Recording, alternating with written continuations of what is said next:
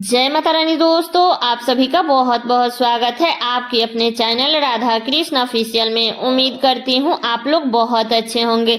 तो ये बताने के लिए कमेंट बॉक्स में जय माता दी जरूर लिखिएगा। तो चलिए दोस्तों, आज हम इस वीडियो में पड़ैया की कथा सुनेंगे, जो कि कार्तिक पूर्णिमा के अगले दिन पड़ैया मनाया जाता है। तो इस दिन हमें कथा या कहानी जरूर सुननी चाहिए। और बता दूं कि कार्तिक पूर्णिमा के अगले दिन पड़ैया के दिन हमें एक घर जरूर बनानी चाहिए। अब चाहे तो आटे से बना सकते हैं, चावल, गेहूं, यही सब चीजों से घर बनाया जाता है। और घर के बीचों बीच चीरा चिरी बना करके उनका पूजन किया जाता है। ऐसा कहते हैं कि कार्तिक स्नान की असंभव फल की प्राप्ति भी होती है। इसलिए हमें कार्तिक पूर्णिमा के अगले दिन पड़ैया के दिन चीरा चिरी की कहानी जरूर सुननी चाहिए। तो चलिए सुनते हैं चिड़िया की कहानी।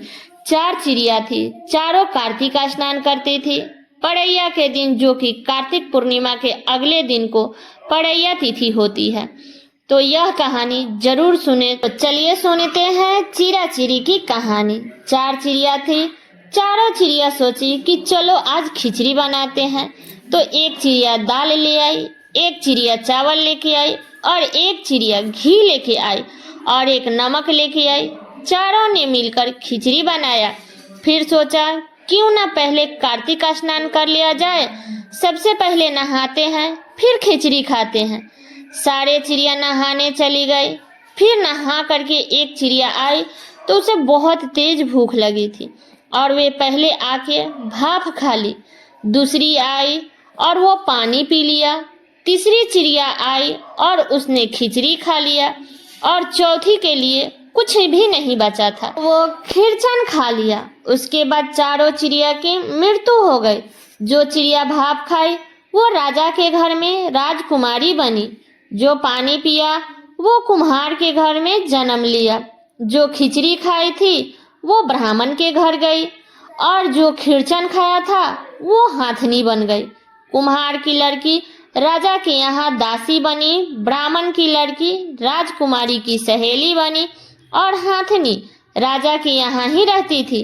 राजकुमारी को अपना पिछला जन्म का सब बातें याद थी। जब राजकुमारी की शादी हुई तो जब वह विदा होने लगी, तब वह अपने पिताजी से बोली कि पिताजी, मेरी सहेली भी मेरे साथ जाएगी। तब पिताजी बोले ठीक है, ले जाओ।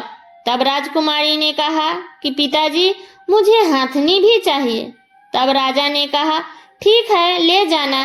तब राजा ने अपने नौकर से बोला कि जाओ हाथनी को लेकर आओ। लेकिन हाथनी किसी से नहीं उठी। तब राजकुमारी गई और पिछले जन्म की सारी बात हाथनी के कान में कहा। यह सुनकर हाथनी उठकर तुरंत खड़ी हो गई और राजकुमारी के साथ चल दी। राजकुमारी ये सब दूर से देख रहा था। तब राजकुमार ने राजकुमारी से कहा कि हाथनी के कान में तुमने क्या कहा, जिसे सुनकर हाथनी खड़ी हो गई। तब राजकुमारी ने कोई उत्तर नहीं दिया। राजकुमार बार बार पूछ रहा था। राजकुमारी चुप थी। तब राजकुमार ने बोला, सब सही सही बताओ, नहीं तो तुम्हारा सिर काट दूंगा। जब राजकुमारी ने राजकुमार को सारी बातें बता रही थी तो पीछे से राजा ने भी सारी बातें सुन ली। और राजा ने कहा, कार्तिक स्नान करने का इतना बड़ा महत्व है। तो राजकुमार ने सोचा कि हम भी अब कार्तिक स्नान जोरे से नहाएंगे। खूब दान किए राजकुमार ने, खूब पुण्य किया। तो ये है चीरा चिरी की कहानी। तो ये कहानी सुनते सुनते अगर आप घर बनाते हैं तो आपकी मनोकामना जरूर पूर्ण होगी। तो ये है चीरा चिरी की कहानी। ये कहानी मेरा यहीं तक का था। कैसा लगा ये कहानी आप लोग कमेंट करके जरूर बताइएगा। चैनल पे नए आए हैं तो सब्सक्राइब कर लीजिएगा, बेल आइकन को प्रेस कर दीजिएगा, जिससे मेरे वीडियो का नए नोटिफिकेशन आप सभी के पास में सबसे पहले पहुंचे। और वीडियो को शेयर कर दीजिएगा ताकि हर कोई चीरा चिरी की कहानी को सुन सके। तो चलिए दोस्तों, मिलती हूँ अगले वीडियो में किसी नए वीडियो के साथ में। तब तक के लिए नमस्कार।